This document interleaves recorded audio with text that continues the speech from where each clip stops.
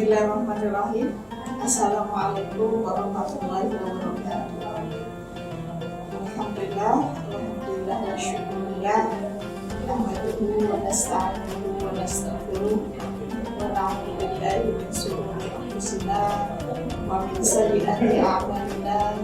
May yahdihillahu fala mudilla lahu wa may yudlil fala hadiya lahu.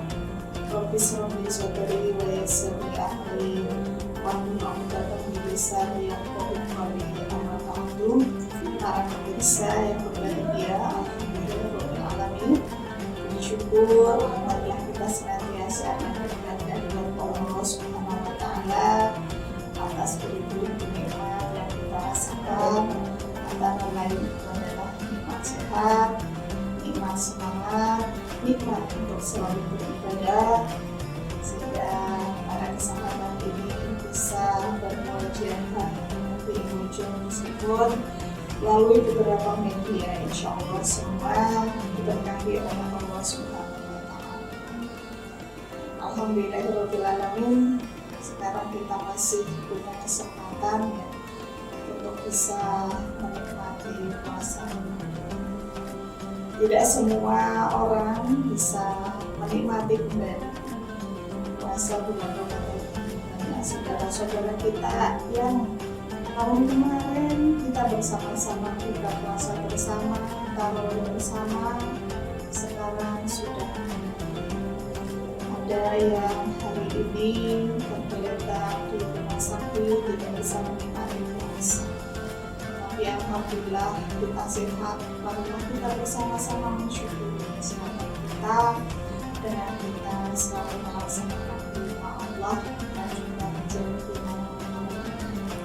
Saya akan mengingatkan kembali pada teman-teman semua sesama muslim ya, bahwa ajaran agama kita itu adalah ajaran yang sangat humanistik dan juga sangat realistik dan juga perhatian terhadap satu keseimbangan yang ada di dalam diri kita.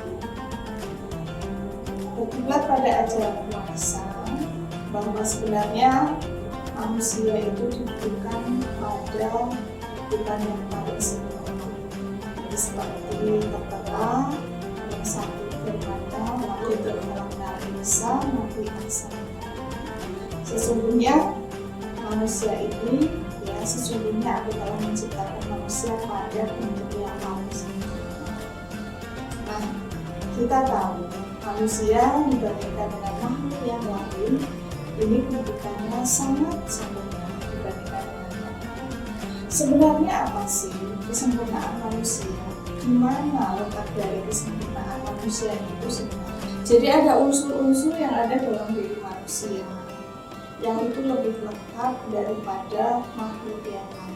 Katakanlah makhluk yang ada di bumi ini ada hewan, ada tumbuhan, bahkan ada malaikat sekalipun yang itu memiliki kesempurnaan yang luar biasa, tapi bahkan manusia itu kedudukannya lebih sempurna daripada manusia. Ada dua hal. Kedudukan yang pertama itu adalah manusia itu memiliki hawa nafsu. Hawa nafsu kita tahu, meskipun kalau kemudian dikelola secara baik itu akan selalu mengarahkan kepada kebaikan, karena hawa nafsu itu adalah spirit. Kita kalau tidak memiliki nafas dalam diri kita, kita tidak memiliki spirit untuk bekerja, tidak memiliki spirit untuk beribadah, tidak memiliki spirit untuk membantu orang lain. Akan tetapi di situ ada hal yang kemudian mengarahkan kepada keburukan, sehingga tali hawa nafsu ini lebih dominan mengarahkan kepada keburukan, kepada hal-hal yang itu akan merendahkan pada posisi manusia yang mestinya menjadi insan kamil, itu bahkan lebih rendah dari hewan sekalipun. Karena di sana selalu mengarahkan kepada keburukan, kepada kerendahan, kemudian kepada mental-mental pemalas, tidak semangat dan lain sebagainya. Kalau kemudian diikuti, manusia memiliki kedudukan di akhir dunia dari sudut pandang sekalipun. Nah, yang kedua itu ada polit. Dalam diri manusia ada polit, ada hati. Hati ini yang kemudian memiliki posisi penyeimbang terhadap manusia, yaitu akan selalu mengarahkan kepada kebaikan, akan selalu mengarahkan kepada perilaku bijak, perilaku yang terpuji, akhlak muda, dan lain sebagainya. Nah, ketika sudah ada pertarungan seperti itu, dan kemudian manusia itu memenangkan ya pada kekuatan hati, disitulah letak dari manusia yang sempurna, insan kamil itu sendiri. Nah, dalam rangka untuk kita bisa menyeimbangkan antara itu dan kemudian mengembalikan potensi politik, maka salah satunya itu adalah dengan puasa. Puasa itu pada dasarnya adalah bagaimana kita bisa mengelola hawa nafsu. Kalau yang lainnya itu adalah hal-hal yang berimplikasi kepada tidak mampu, sejauh manusia mampu atau tidak terhadap pengelolaan hawa nafsu itu sendiri. Misalkan, kenapa orang itu lantas batal puasanya? Karena dia tidak bisa mengelola hawa nafsu. Kenapa dia manusia itu selalu tidak mentaati ataupun melakukan larangan-larangan di dalam berpuasa, misalkan makan dengan banyak, kemudian juga tidak tarawih, kemudian selalu membenci, itu karena hawa nafsu. Kemudian kenapa manusia itu masih marah, tidak mau bersabar, dan kemudian manusia itu masih selalu melakukan keburukan yang lain, itu karena hawa nafsu. Sebenarnya pembatasan mencegah dari makan dan minum itu hanya pembatasan saja, akan tetapi intinya itu adalah karena dia tidak bisa menahan hawa nafsu. Padahal bahwa puasa ini adalah sebagai satu ajar kita untuk bisa bagaimana kita memanage betul-betul terhadap hawa nafsu. Maka jika itu kita lakukan, maka kita akan memperoleh tadi seperti halnya tujuan dari puasa. Ya, jadi orang-orang yang pertama intinya itu adalah makan hawa nafsu. Nah, kemudian setelah itu kita akan memenangkan ya kekuatan hati itu.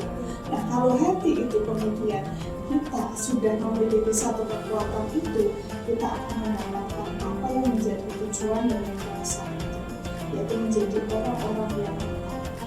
Nah, maka sejatinya puasa ini adalah bagaimana kita betul-betul bukan hanya sekedar kita tidak makan minum dari pagi sampai tenggelamnya matahari, tapi intinya itu adalah bagaimana kita menekan terhadap hawa nafsu dan kemudian mengembalikan keseimbangan kita untuk bisa menjadi insan itu sendiri. Nah, sisi yang lain adalah bagaimana keseimbangan dalam berpuasa itu. Dalam berpuasa itu sebenarnya adalah keseimbangan kita melaksanakan ajaran esoteris dan eksoteris.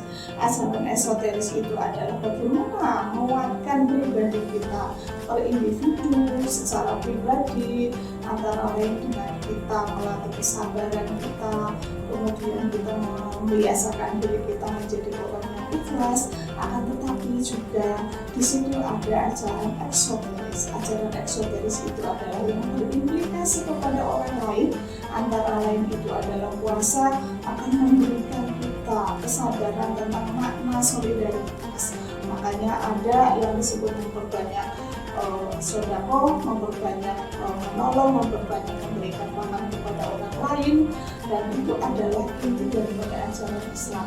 Itu keseimbangannya adalah bagaimana dia menciptakan insan kamil melalui ajaran-ajaran yang akan berimplikasi kepada pribadi dan juga berimplikasi kepada orang lain.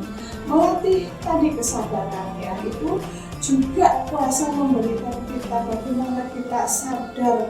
Orang-orang yang tidak mampu untuk berpuasa, untuk membeli sesuatu, orang yang tidak mampu untuk membeli makanan-makanan yang bergizi, orang yang sehari makan sehari tidak, bahkan sekarang banyak sekali apa yang disebut dengan stunting.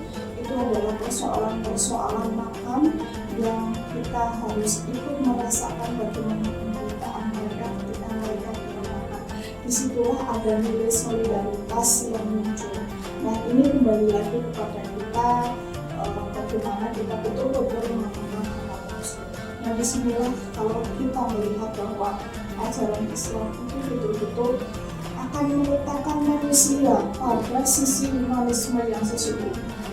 Humanisme dalam arti mengembalikan manusia kembali kepada tingkat insan kamil. Yang kedua, humanisme dalam arti bahwa sesungguhnya puasa itu memberikan kita ajaran-ajaran untuk kesempurnaan esoteris yang ada dalam diri kita, berupa apa yang disebut dengan kesabaran kita, kemudian ketakwaan kita, kemudian keikhlasan kita, dan juga bagaimana kita memaknai terhadap ajaran solidaritas, yaitu peduli dan perhatian kepada orang. Saya kira itu saja dulu yang bisa saya sampaikan. Kurang lebihnya mohon maaf yang sebesar-besarnya. Wallahul muwaffiq ila aqwamit thoriq. Wassalamualaikum warahmatullahi wabarakatuh.